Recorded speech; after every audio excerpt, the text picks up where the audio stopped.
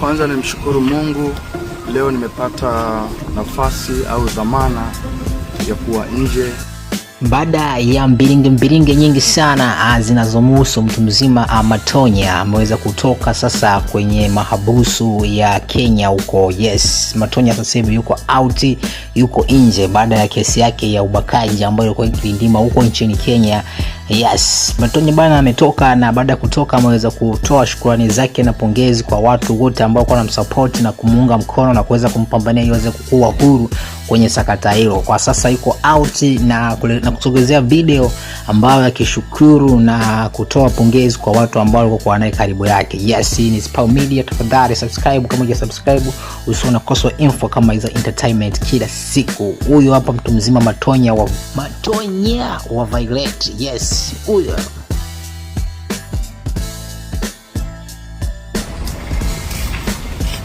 Kwanza nimshukuru Mungu, leo nimepata nafasi au dhamana ya kuwa nje katika mahakama ya Kenya.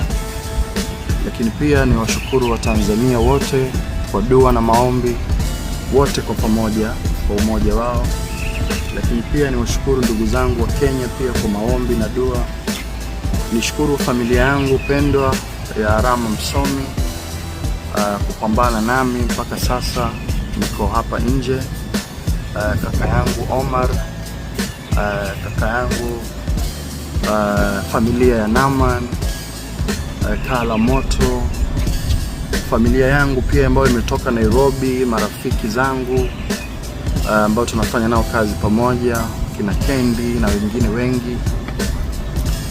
Nishukuru pia balozi yangu ya Tanzania, na kuwashukuruni sana kwa umoja na kuhakikisha jambo hili linakwenda hatua kwa hatua, japo kuwa siwezi kulizungumzia maana liko mahakama, lakini naomba wanitoe kwenye hiyo siasa ya masuala sio ya ubakaji ya nini. Hiyo sio, wala sio ndoto yangu, wala simo humo, wala sitalizungumzia sana. Lakini waliopanga wanajua wenyewe walichokipanga kwa ajili ya maslahi yao.